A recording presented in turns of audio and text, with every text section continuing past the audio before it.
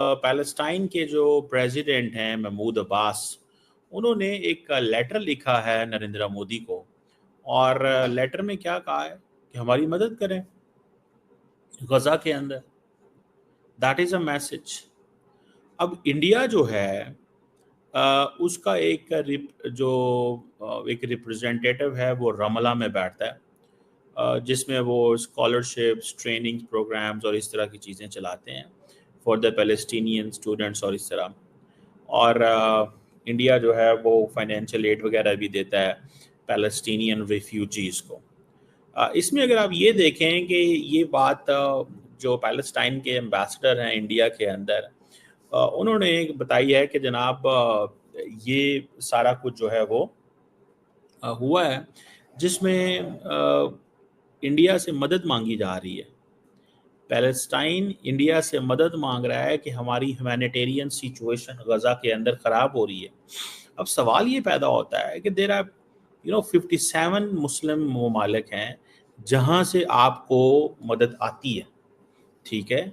आप हर जगह जाके मदद मांग रहे हैं, दैट इज़ योर राइट, मांगे मदद। लेकिन आपको इस चीज़ का पता नहीं है क्या कि भारत जो है it has been supporting Israel. जितनी भी बम्बार्डमेंट गजा के अंदर हुई है उसमें इंडिया का बहुत सारा वेपन्स इस्तेमाल हुआ है। तो आप किस तरह की ये डबल स्टैंडर्ड्स हैं पैलेस्टाइन के, मुझे तो कोई समझ नहीं आई। ठीक है, पाकिस्तान की तो ये सपोर्ट, कश्मीर की सपोर्ट नहीं करते, आपको पता है इस चीज़ का। Normally they don't talk about Kashmir because वो कहते हैं इंडिया नाराज हो जाता है। The Palestinians don't talk about Kashmir because वो समझते हैं इंडिया नाराज हो जाता है, ठीक है, बिकॉज वो उनसे मदद लेते हैं। अब वो खत लिख रहे हैं और वो कह रहे हैं जनाब इंडिया का पॉलिटिकल वेट है, और जनाब ये साउथ साउथ कोऑपरेशन, वो जो लफ्ज़ आजकल चल रहे हैं, तो वो जो फ़लस्तीनी एम्बेसडर वहाँ पे मौजूद हैं वो बात कर रहे होंगे कि जनाब साउथ साउथ कोऑपरेशन की बात हो रही है एंड इंडिया इज़ अ की प्लेयर, और इंडिया जो है वो सपोर्टर है फ़लस्तीन के कॉज का। और जैसे मैंने बताया कि India has a representative in Ramallah, but the question remains कि इंडिया की असल जो वो जैसे कहते हैं ना जो सपोर्ट है वो तो इजराइल के लिए। इंडिया तो ईरान के साथ नहीं खड़ा हुआ। मैं जस्ट इतना बताना चाहता हूँ कि इंडिया जो है वो तो ईरान के साथ नहीं खड़ा हुआ। ईरान, जब आप मुझे ये बताएं, जब इजराइल ने ईरान पे हमला किया तो इंडिया की क्या स्टेटमेंट थी? इंडिया की स्टेटमेंट बड़ी सीधी सी थी। इंडिया ने फ़ोन किया ईरान के सदर ईरान को और कहा कि हमें बड़ा अफसोस है, और ये जो इजराइल ने अटैक किया उसको कंडेम नहीं किया। इस देखिए, दिस इज अ लॉजिक ना। मतलब you you call someone for something कि बड़ा मुझे आपके साथ ज्यादती हुई है, आपके ऊपर हमला हुआ है, बड़ा अफसोस है, लेकिन जो कर रहा है उसके बारे में कोई स्टेटमेंट नहीं है।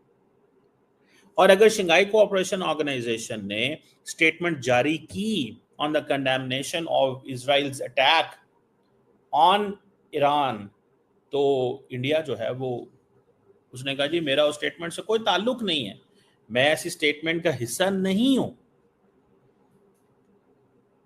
तो फलस्तीन जो है उसको इस चीज को समझना चाहिए कि जारी बात है ये आ, इसका मतलब पाकिस्तान को नाराज करने के मुतरादिफ है। अगर मैं इसको इस तरह देखूं, मैं अगर इसको इस तरह देखूं, इसका मतलब पाकिस्तान को नाराज करने के मुतरादिफ है। बहुत सारे लोग शायद ना इस चीज़ को एहसास करेंगे या ना देखें, लेकिन पाकिस्तान को इससे बुरा तो लगेगा कि यार ये इजरायली करते, फ़लस्तीनी करते क्या हैं। ये मुझे इस चीज़ का पता है, the situation in Gaza is not good, but what can India do? अगर अमेरिका वहाँ कुछ नहीं कर सकता, भूख वहाँ पे, हंगर है, स्टार्वेशन है, एब्सोल्युटली अंडरस्टैंड, मैं वो उस चीज़ को वो नहीं कर रहा। And obviously the Palestinians will be asking for help from everyone, that makes sense.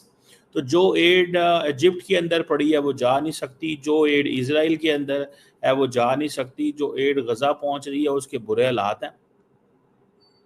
80% जो कहते हैं बिल्डिंग्स गजा के अंदर डिस्ट्रॉय हो गई हैं। 95% जो गजा के लोग हैं वो इंटरनली डिस्प्लेस हैं। 95% द एंटायर मतलब लोकेलिटी सब डिस्प्लेस है। इंडिया वो कहते हैं जी बड़ा स्ट्रॉन्ग सपोर्टर है ह्यूमन राइट्स काउंसिल का। भाई आप ह्यूमन राइट्स काउंसिल की बात करें, इंडिया को कहीं ना बात करें ह्यूमन राइट्स काउंसिल में जाके इजराइल के खिलाफ।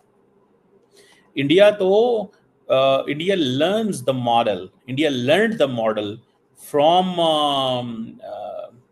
फ्रॉम इजराइल कि हमें कश्मीर में भी ये चीज करनी चाहिए। ये भी एक ऑब्जर्वेशन है।